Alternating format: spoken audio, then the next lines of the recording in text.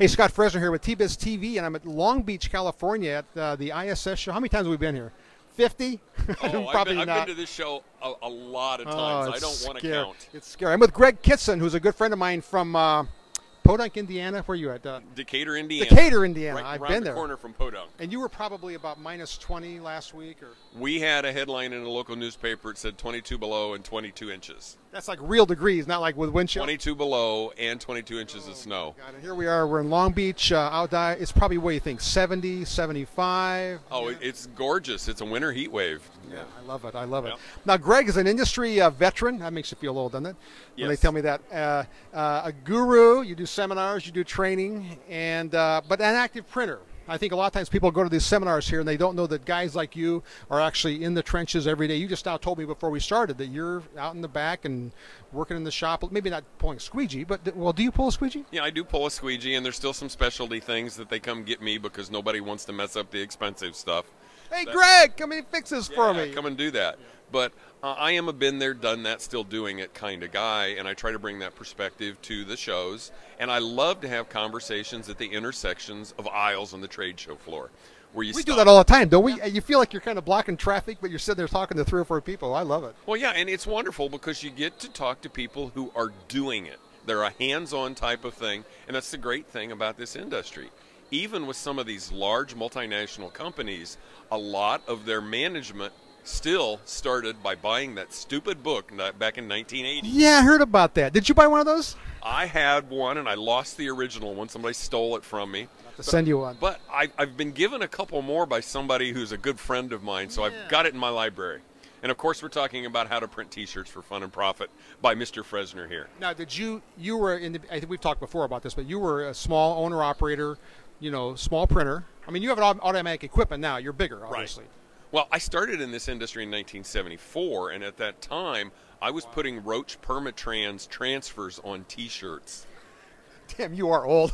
Yes. How many people would you, in this show, would you walk around and say, remember Roach's Permatrans transfers? My God. Or Hollebeck. Or Hollebeck, Vern Hollebeck, and all of that. But we made thousands of dollars putting Farrah Fawcett on T-shirts during those years. That was the big deal. I have an original Farrah Fawcett.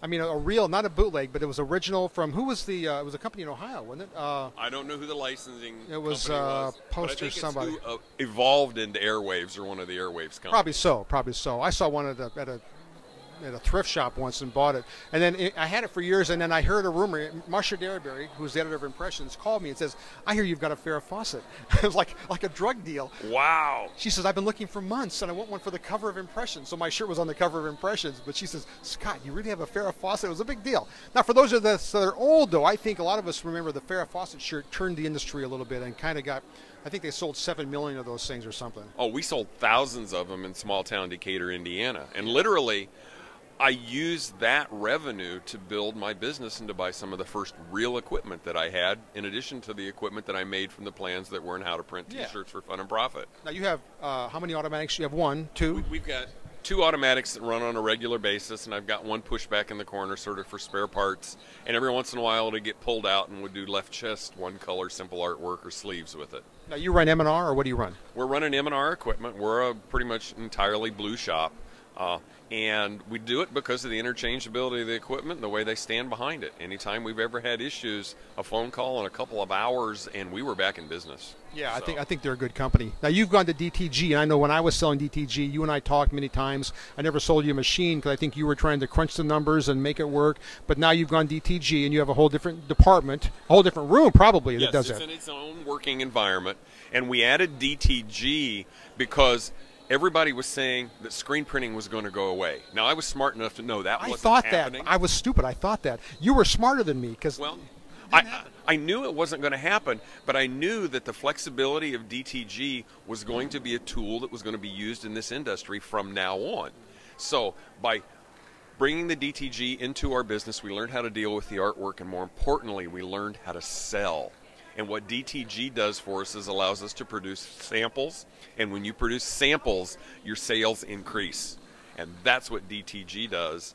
And I'm not going to use the term bait and switch, but a lot of times we will prepare a sample on a DTG machine and put together a quote, And when the customer comes in and we start discussing options, we end up selling them screen printing too for the volume orders, and they'll look at what their investment is for maybe 6 dozen DTG shirts and realize that they can get 100 conventional screen printed shirts, and they'll go in that direction. And that gives us the opportunity to have the discussion, how do you want to take care of your reorders? And show them the shirts, let them touch and feel, and that's the key, educating the customer. It's a conversation going, I think, and gets the dialogue going, and then you're soft selling, I think, and just offering solutions to people and stuff. I was convinced it was going to kill screening. I really probably thought wrongly, but one of the manufacturers who I jokingly told one day, you need to watch over your shoulder because what you're selling will be a dead item, and they went to me, no, they're going to buy a DTG, then they're going to buy screen print stuff, and that's exactly what's happened. I've talked to more guys that bought printers from me that now have full shops that got sucked in by DTG, like the t-shirt business, and then bought equipment. Well, and it all comes down to choosing the right tool for the job. Another thing that we've added and has become an increasingly strong part of our business is indirect digital, where we're printing transfer media and then heat applying it to a lot of Which is what you say, things. like the VersaCam. What do you have? VersaCam. We've got a VS300 that is running as much as our DTG printers are. And people don't care that it's really I mean, maybe it's me being a screener, really. They don't care that it's a little heavier. It has a hand. But the hand, in some cases, is no different than what the hand would be on a conventional screen print or a DTG that has a strong underbase underneath of it. Right. And it's how you put it together and how the artwork is put together. So what we do is try to incorporate in all of those media artwork that has open area paths where we're using the shirt as part of the artwork, and then that takes away from that oppressive, heavy transfer feel that some people don't like.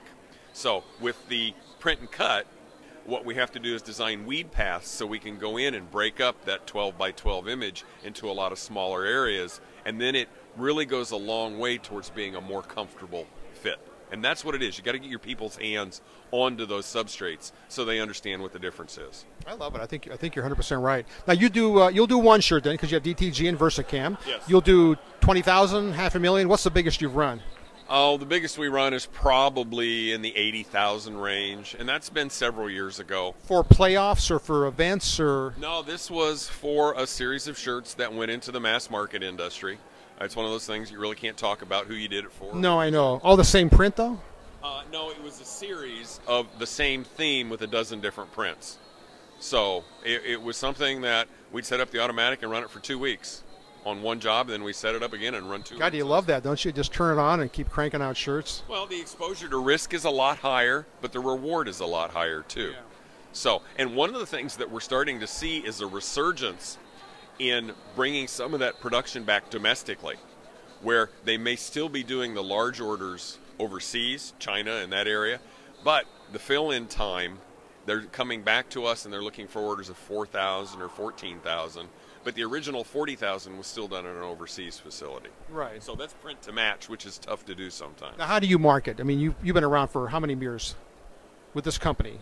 Mind's Eye Graphics. Mind's Eye Graphics was when we started screen printing, and that was in 1980. So this is 34 years. So you've got a base of people that are, repeat customers. I mean, do you do much marketing yourself?